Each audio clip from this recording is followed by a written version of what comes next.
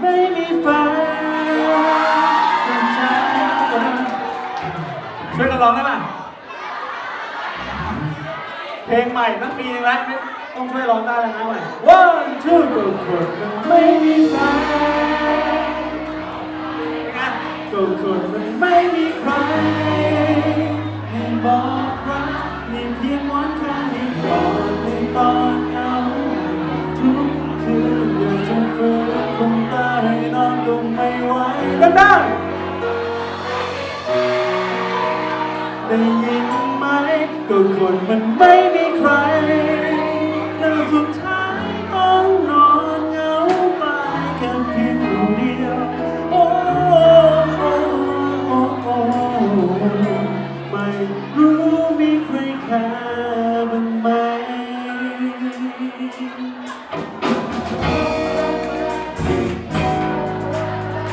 วันนี้ได้น้องทะเลมาช่วยตีด้วยนะฮะขอเสียงให้น้องทะเลหน่อยครับ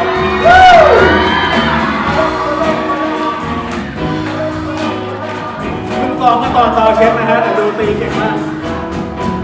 ลงผิวกับเงาโซเชียลข่าวก่อคนกดไลค์แต่เช้าจนแล้วเวลาคงไม่มีคนเก็บตัวอยู่เลยเก็บตัวทุกคนรอกันเวลาเดินไล่คนมีแฟนที่ไม่หวังเป็นที่อื่นคนไม่มีที่ดูข้างคนอยากร้องไห้ทุกทีคนเดียวได้คนนี้มันอิจฉาช่วยกันโดยมันไม่มีเ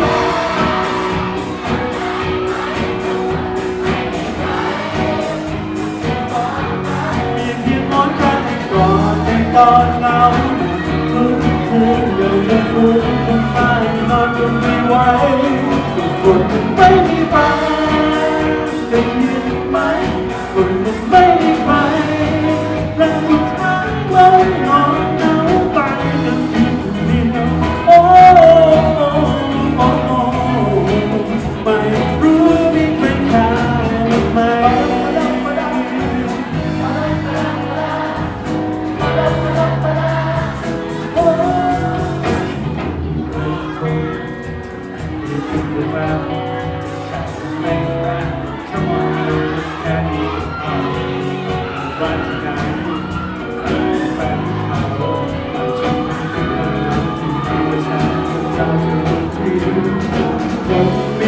แฟนที่ไม่หวังที่อื่นต้องอยู่ที่นั่นตรงนี้มองอยากร้องไห้ทันทีตัวคนนี้มันอิจฉาตัวคนมันไม่มีไฟเข้าใจไหมตัวคนมันไม่มีไฟมีบอกรักมีเพียงมองแค่นี้ก่อนตอนเหงาทุกคืนอยากจะฟื้นคนตายนอนจนไม่ไหวไม่มีแฟนไม่มีแฟนไม่มีแฟนและสุดท้ายต้องนอนเหงาตายทั้งทีเดียวโอ้โอ้โอ้ไม่รู้มีใครฆ่าไหม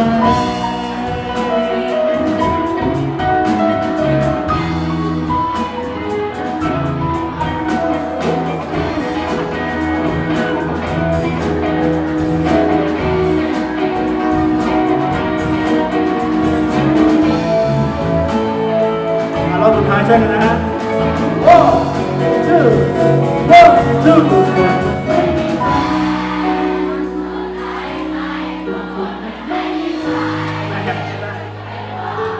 มีเพียงวันแค่ที่ก่อนในตอนเหงาทุกคืนอยากจะฟื้นคนตายนอนไม่ไหว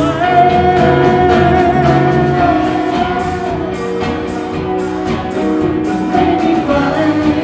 และสุดท้ายต้องนอนเหงาตายแค่เพียงคนเดียวโอ้โอ้โอ้ไม่รู้มีใครฆ่าไหม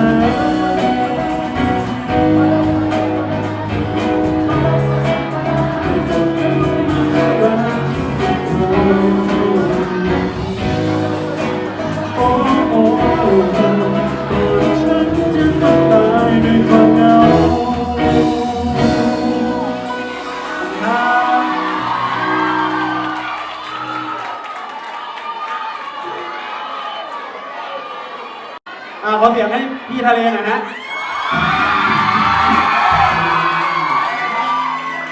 เมื่อกี้หลังเวทีบอกให้ช่วยยืดเวลานะฮะคุณพ่อคุณแม่อยากฟังเพลงอะไรไหมครับอย่างพิเศษเลยอยากฟังเพลงอะไรไหมฮะเพลงช้าๆเพลงเก่าๆได้เลยถ้าเล่นไม่ได้เดี๋ยวผมไปเล่นเองร้องเองคุณแม่อยากฟังเพลงอะไรไหมฮะเจเจตลินใส่ข้อไม่ค่อยดีแล้วคุยเล่นไม่ได้คุณแม่อยากฟังเพลงช้าๆเพลงอะไรไหมฮะไม่อยากฟังงั้นลงเลยนะฮะโอเคเลยนะฮะยังไงดีงั้นเพลงต่อไปนะฮะเพราะเพลงของตัวเองมีอยู่2เพลงท้วนนะครับเดี๋ยวต่อไปถ้าเล่น3เพลงก็แสดงว่าต้องเล่นเพลงคนอื่นเพลงหนึ่งนะฮะมานี่คือซ้อมเมื่อกี้เลยนะครับเดี๋ยวดูความสามารถของน้องทะเลนะฮะทุกคนดูนะถ้าเล่นผิดเดี๋ยวครูให้หยุดและเล่นใหม่เลยนะฮะมาไม่ต้องกดดันลูกถ้าผิดเริ่มใหม่มา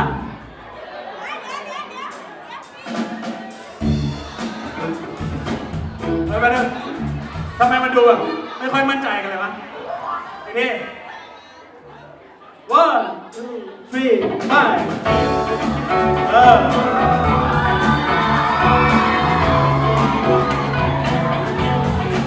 เพลงอะไรรู้ไหม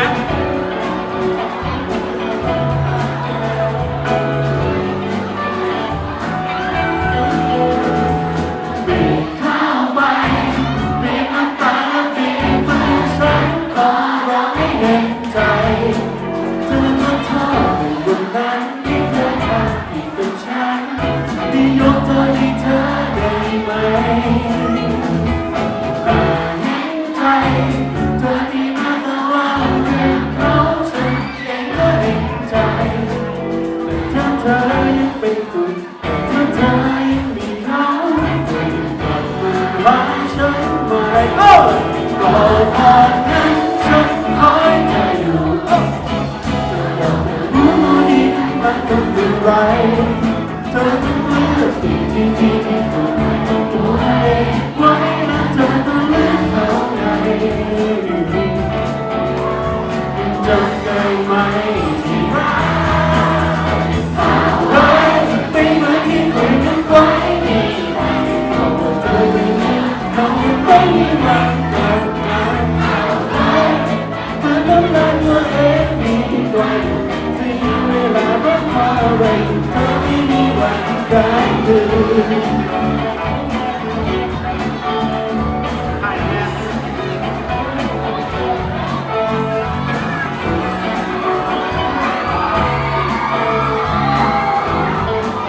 ใช้ไม่เป็นอ่ะไม่เข้าใจเธอนั่นแหละที่บอกวันนั้นว่าฉันไม่ใช่เห็นเหรอ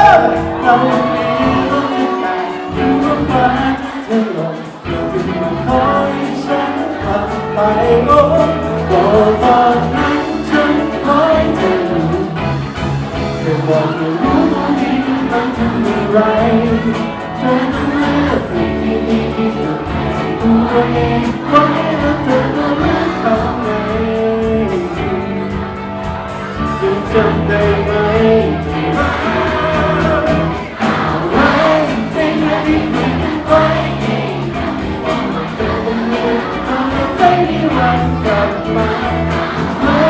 ยังเพื่อทำลายตัวเองดีกว่าที่เสียเวลาร้องอะไรเธอไม่มีวันได้คืน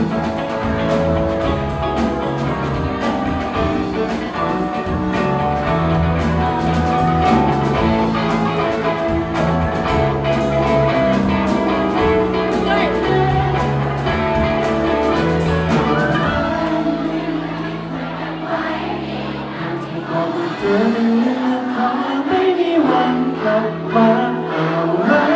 ติดเปลือกน้ำลายตัวเองดีกว่าอยู่เสียเวลาร้องขออะไรเธอไม่มีวันเอาเลยไม่เหมือนที่คุยกันไว้ที่นั่นที่บอกว่าเธอไม่เลือกเขาไม่มีวันกลับมาเอาเลยติดเปลือกน้ำลายตัวเองดีกว่าอยู่เสียเวลาร้องขออะไร ไ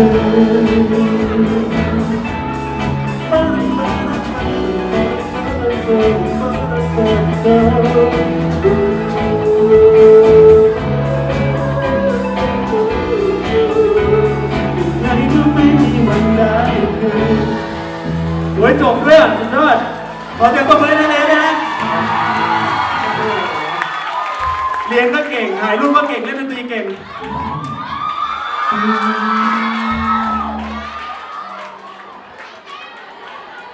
เพอร์เฟกต์นะฮะ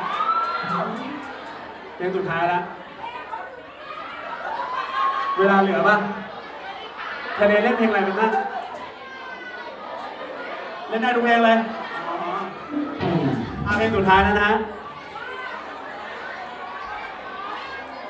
ก็คือดังสุดก็เพลงนี้ฮะไปเล่นกี่ที่ก็ดังสุดเพลงนี้เนี่ยแหละฮะร้องไม่ได้ก็ไม่รู้จะทำยังไงแล้วนะมา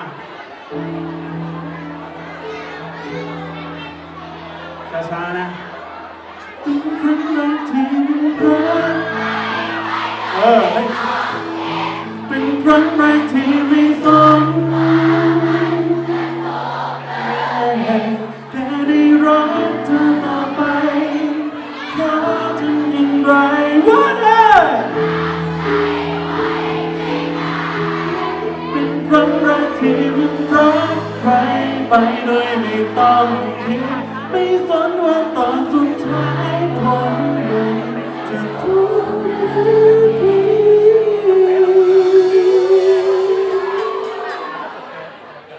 เธอไม่รู้ไม่เป็นไรขอแค่ใจได้แสดงความจริงข้างใน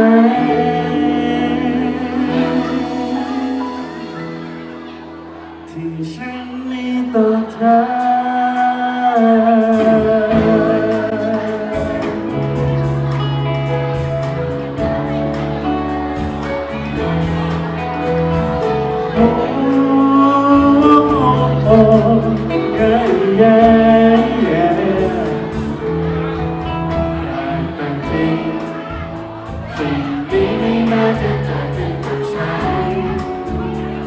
เป็นรักที่กระทันหันไปแต่จะมองยังไงเธอก็ใช่คนเดียวที่ฉันรอให้เธอจริงบอกฉันที่ว่าทุกอย่างไม่ใช่ใครบอกกับฉันว่าเธอทำได้ยังไงเป็นคนที่คอยเป็นหัวใจให้รักเธอง่ายได้ตรงตั้งแต่วันที่ได้พบเธอแต่ยังไม่รู้ว่าเธอชื่ออะไรใจข้างในก็ยอมแพ้แม้เธอไม่เคยบอกว่าเธอคิดกับฉันอยากเป็นความรักที่มันรักใครไปโดยไม่ต้องคิดเป็นความรักที่ไม่ต้องว่ามันจะถูกหรือผิดแค่ได้รักเธอต่อไปเพราะทำอย่างไรก็ห้ามใจไว้ไม่ได้เป็นความรักที่มันรักใครไปโดยไม่ต้องคิดไม่สนว่าตอนสุดท้ายคนมันถูกหรือผิดเธอไม่รู้ไม่เป็นไรขอให้ใจได้แสดงความจริงข้างในที่ฉันมีต่อเธอ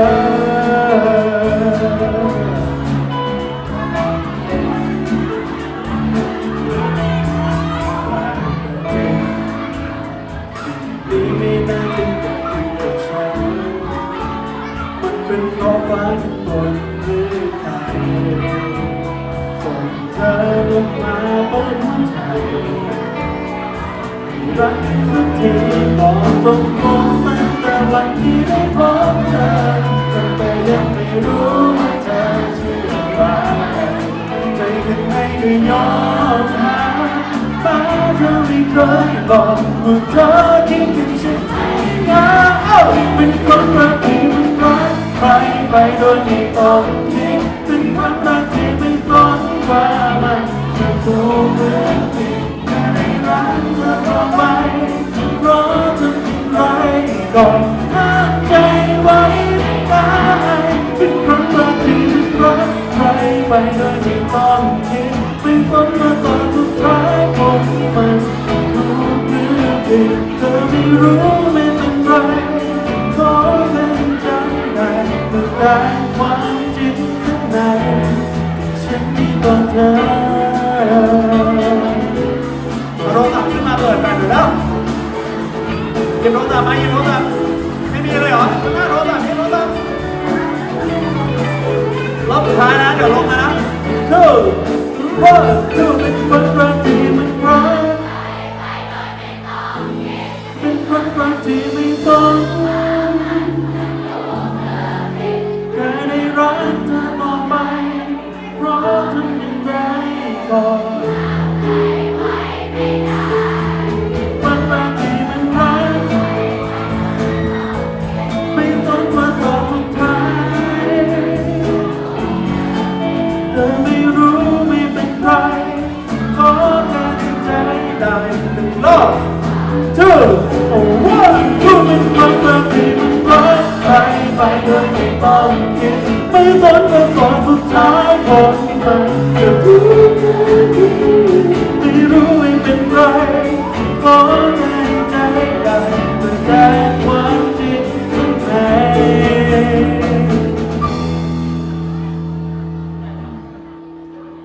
ไปดูไหนวิดีโออย่าเพิ่งปิดดิเปิดมันโอ้แสดงความจริงข้างในเป็นโนพร้อมไหมครับยังนะเราไม่พร้อมอ่ะแสดงความจริงข้างในช่วยกันร้องนะที่ฉันมีต่อ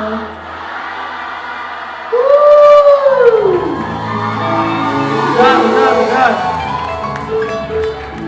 ขอให้นักเรียนทุกคนตั้งใจเรียนวิชาดนตรีดีเลยนะฮะขอบคุณทัศน์โหดมากแล้วนะฮะ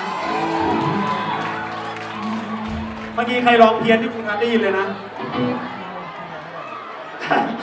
โอเคขอบคุณครับขอบคุณพ่อคุณแม่เลยครับ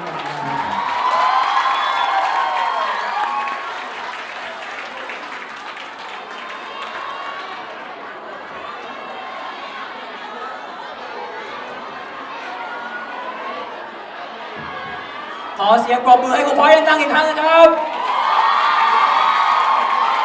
ให้คุณทำด้วย